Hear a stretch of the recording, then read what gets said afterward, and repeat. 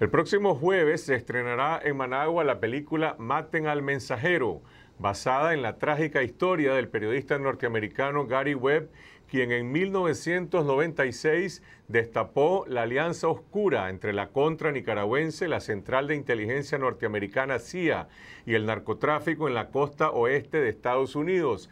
Gary Webb era un reportero investigativo del San Jose Mercury News, un periódico regional en la zona del Silicon Valley en California. Y la noticia que destapó generó una enorme onda expansiva por sus implicaciones políticas, sociales y jurídicas en Estados Unidos.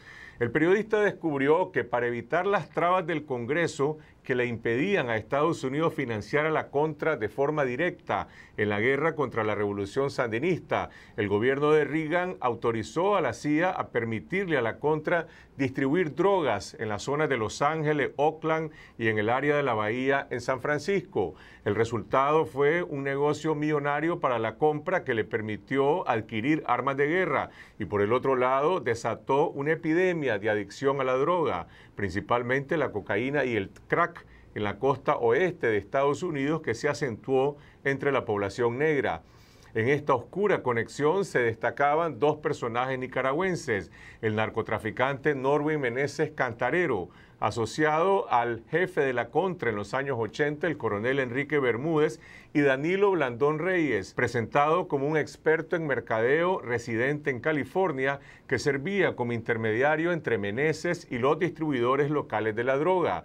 Gary Webb ganó un premio Pulitzer por sus reportajes periodísticos, pero unos meses después su trabajo empezó a ser cuestionado por los tres grandes medios de comunicación de Estados Unidos, The Washington Post, The New York Times y The Los Angeles Times, alegando que las pruebas de Webb no eran convincentes, como resultado de esta campaña que derivó en una especie de linchamiento profesional. Su propio periódico, el San Jose Mercury News, le quitó el respaldo a Webb y se retractó. Sin embargo, 2 años después, la CIA emitió un reporte público en el que, aunque discrepaba de las conclusiones de Webb, admitía que en efecto había llevado a cabo operaciones con narcotraficantes para financiar a la Contra nicaragüense. La reputación profesional de Gary Webb nunca fue reivindicada y en el año 2004 se suicidó trágicamente.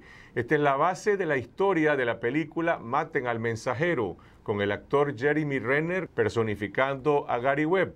Y para conocer más a fondo el contexto de esta historia que tiene que ver con la relación conflictiva entre Nicaragua y Estados Unidos en los años 80, nos acompañan el exdirector de la Policía Nacional, René Vivas, y el investigador en temas de seguridad, Roberto Orozco. Buenas noches, Roberto, René. Buenas noches, Carlos. Gracias por acompañarnos. Para ubicar a los televidentes en la película sobre la cual estamos hablando, les presentamos unas escenas promocionales de Maten al Mensajero. Gary Webb, San Jose Mercury News. You believe in conspiracy theories, Gary? No, I don't believe in conspiracy theories. Conspiracies, yes.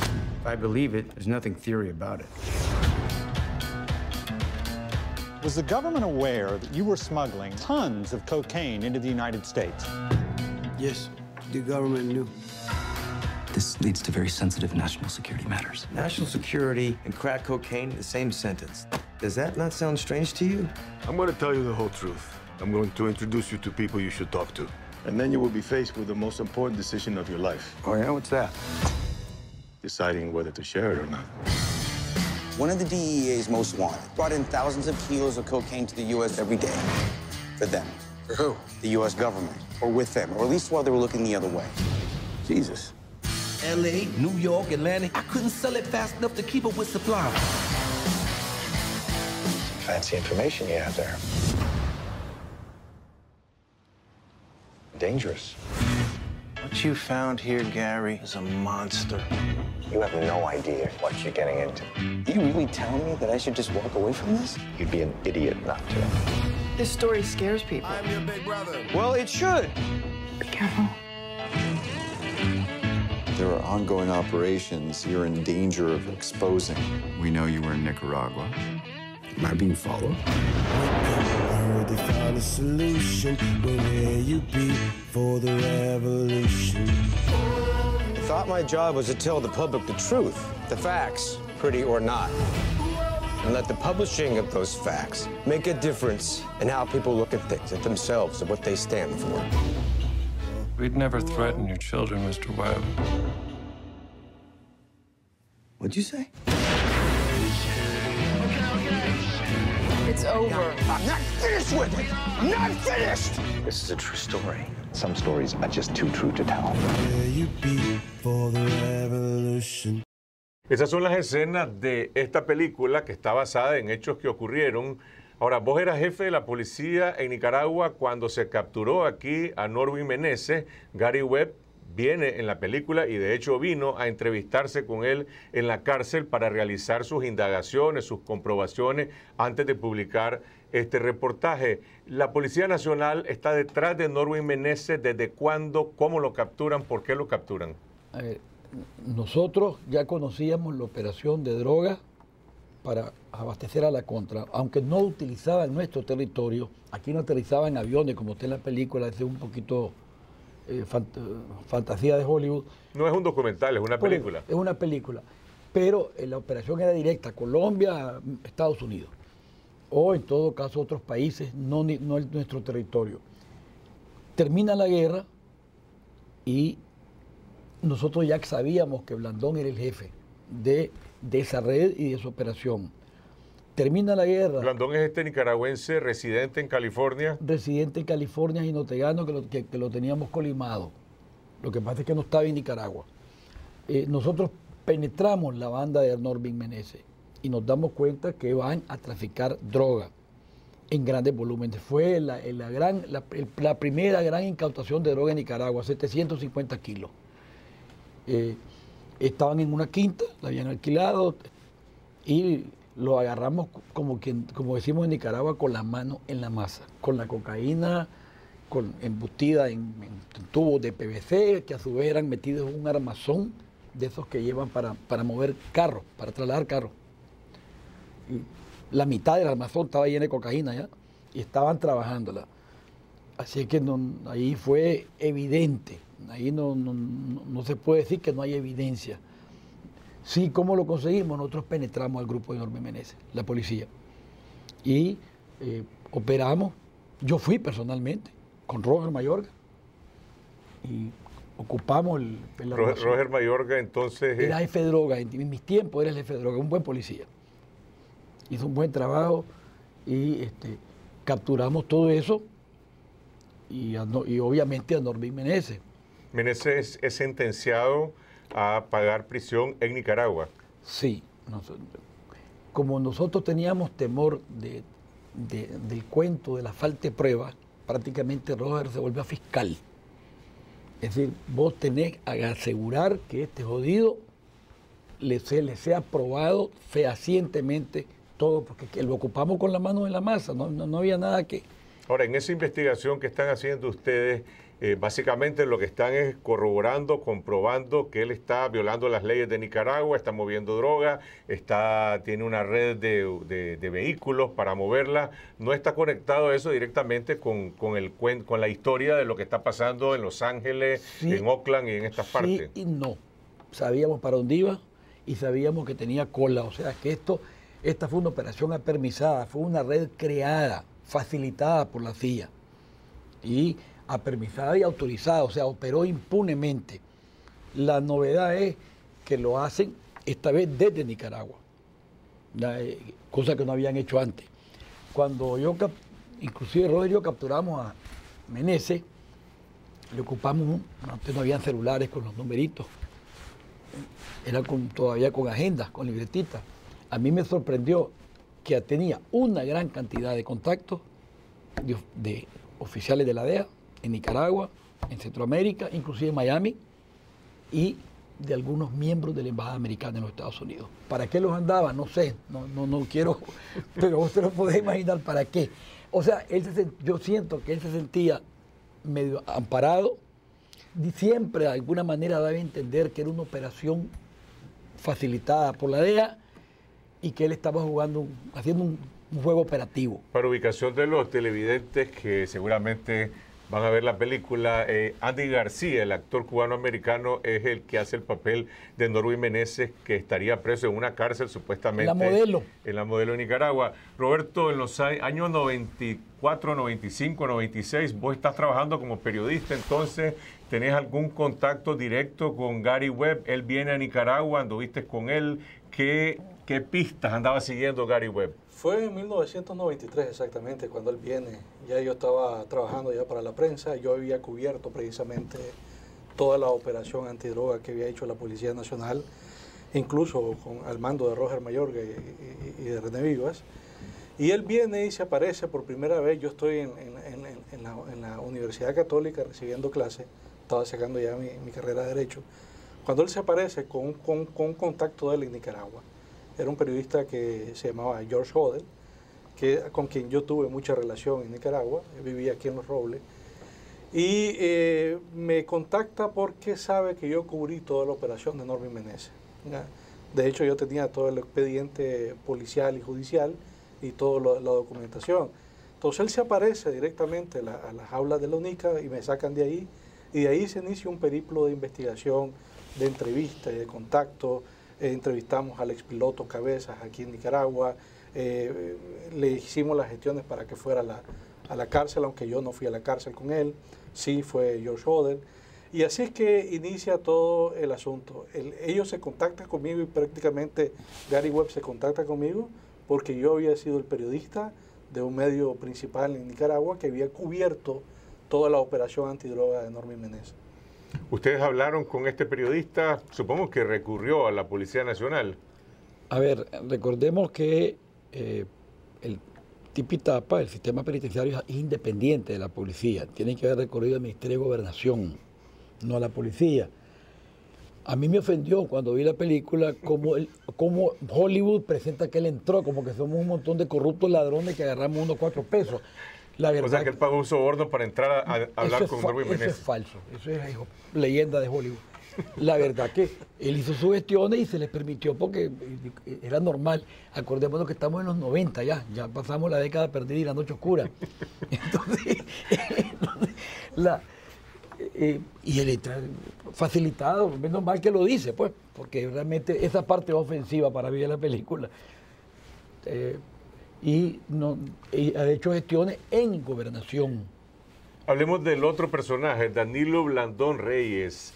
Norby Meneses tiene trayectoria anterior en Nicaragua, incluso vinculado con el caso de drogas, pero Danilo Blandón Reyes resuena su nombre a partir de esta historia o de esta conexión entre el movimiento del narcotráfico y la conexión con los distribuidores, digamos, locales en Los Ángeles, en Oakland, en San Francisco, en toda esta zona. Él es capturado en determinado momento, pasa preso, sale y tiene una relación con la DEA. ¿Para quién trabaja Danilo Blandón?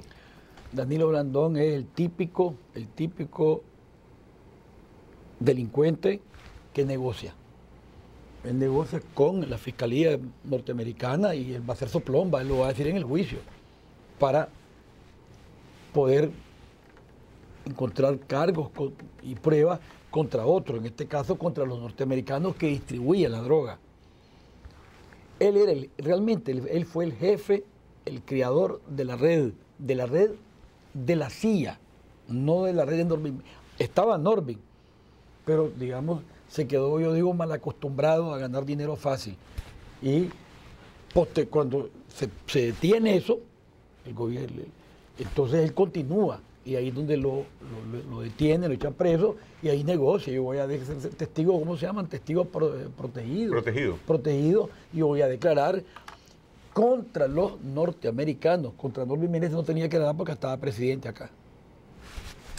Gary Webb tenía alguna pista sobre Danilo Blandón en Nicaragua, porque también hay registros de algunas fuentes con las que yo he conversado que dicen que Blandón venía a Nicaragua y que incluso la policía anduvo detrás de él.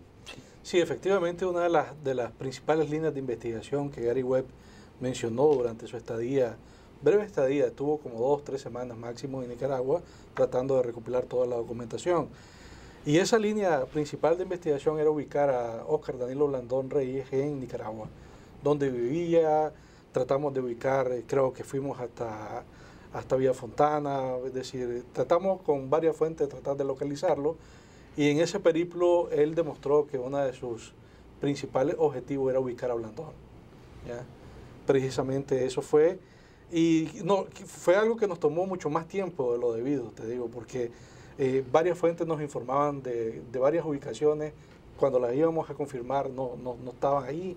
Fue difícil localizar a Blandón. ¿Dónde está ahora Blandón? Hay un periodista que está produciendo o terminando un documental sobre esta misma historia y dice que habló con Blandón y que Blandón le dijo, Gary Webb me anduvo buscando y no me encontró. Maxine Waters, la senadora que verán en la película, también me buscó y no me encontró. Oliver Stone anduvo detrás de mí, ahora vos me encontraste, le dice. Sí, de los Estados Unidos. Esos programas de los testigos protegidos son de verdad. Te cambian identidad, te cambian nombre, te dan otro entorno. Y si este periodista tuvo la habilidad de encontrarlo, bueno, pero ¿qué fue lo que le dijo, aparte de hallarlo? Hasta ahora no sabemos. Hay algo interesante. El antecedente inmediato que Gary Webb andaba es un caso que se llamó The Foreman Case, el caso del hombre rana, que era una operación de la policía de Los Ángeles que captura en el océano a unos buzos que estaban sacando droga del mar. Y era la investigación que pega con FDN, es decir, con las oficinas de las Fuerzas Democráticas Nicaragüenses en Los Ángeles. Y allí inicia todo el tema policial contra Blandón, que es después donde a Blandón lo capturan y en el gran jurado lo absuelven por ese vínculo que menciona Vivas, en el sentido de que él se convierte después en un soplón. Ahora, cualquier persona podrá discutir, poner en duda algunos de estos hechos, como en efecto ocurrió con algunos de los grandes medios de Estados Unidos que empezaron a cuestionar la investigación de Gary Webb, pero lo cierto es que hay 2 reportes de la CIA, son 2 volúmenes y están en cualquier sitio web asociado oficialmente a la CIA de la propia investigación que la CIA hace, y ahí hay nombre de personas que estaban vinculadas con la Contra, de instituciones de la Contra que formaban parte de esa operación. Lo que alega la CIA es que ellos no tuvieron nunca un objetivo de crear una epidemia, de crear la adicción de la droga, pero sí reconocen que recurrieron a ese atajo para buscar cómo financiar a la Contra, permitiendo esta clase de operaciones. Pero es que uno de los actores claves dentro de esa red es Ricky Ross, el Freeway Ricky Ross, que era el capo estadounidense que dominaba el Bronx y dominaba todas esas áreas de los residentes negros de Estados Unidos. Y él era una persona descrita incluso en la película y en el libro de Gary Webb como una persona muy ambiciosa. Es decir, parece que a Ricky Ross se le sale de control y se le sale de la mano, y él es quien garantiza que la epidemia del crack inunde los barrios negros de Nueva York. Yo conocí a Gary Webb en 98 cuando recién acababa de presentar su libro. Ya había dejado su periódico, había renunciado porque el periódico le había cerrado las puertas, y esa es otra parte de esta historia, es la de un periodista investigativo que destapa una olla de podredumbre con una resonancia tan grande que al final el sistema lo persigue, lo aplasta y lo arrincona, muere de una manera dramática. Hay diferentes versiones sobre cómo ocurrió pues su fallecimiento, que oficialmente se presenta como un suicidio, pero esta historia también tiene grandes lecciones para el periodismo, para la sociedad, y sobre el valor y la importancia que tiene el periodismo independiente en cualquier sociedad. Es correcto, es decir, la conductualidad admirable, y además en la película está muy bien logrado. Es decir, cómo se va viendo el deterioro, el acoso, la persecución, hasta al punto que prácticamente se reduce su familia, pues, su entorno. Hay un libro muy bueno que lo produce el sitio web que se llama Counterpunch, algo así como contragolpe, no sé si estoy bien en la traducción, que lo escriben 2 periodistas, y lo que los periodistas de Counterpunch se centra es precisamente en la disputa, ¿ya? Y cómo los grandes medios y cómo el sistema de propaganda, por decirlo de alguna manera, del gobierno de Estados Unidos terminan desprestigiando completamente la labor de Gary Webb. Al punto que Gary Webb hoy, con el último informe de la CIA, tiene 2 perfiles, es decir, el perfil del periodista negligente, mentiroso, y el otro que lo reivindica y lo pone casi a nivel de un héroe. Y esta película, de alguna manera, es también un homenaje a este periodista por lo que él logró destapar y el viacrucis que le tocó seguir después, manteniéndose firme hasta el final con la investigación que hizo, que después la tradujo, la transformó en ese libro, que es un libro de referencia para cualquier periodista de investigación en Estados Unidos, en Nicaragua y en cualquier parte. El libro se llama Dark Alliance, es decir, Alianza Oscura, la CIA, la Contra y la explosión de la cocaína, el crack cocaína. Gracias, Roberto Orozco. René Vivas, esperamos tenerte en otra ocasión en este programa para seguir conversando sobre esos temas. Con todo gusto, Carlos. Y a los televidentes, pues esperamos haberlos interesado en entender el contexto de esta película que a partir del próximo jueves empieza a exhibir en los cines de la capital, compitiendo con las películas de superhéroes, pero vale la pena ver Maten al Mensajero.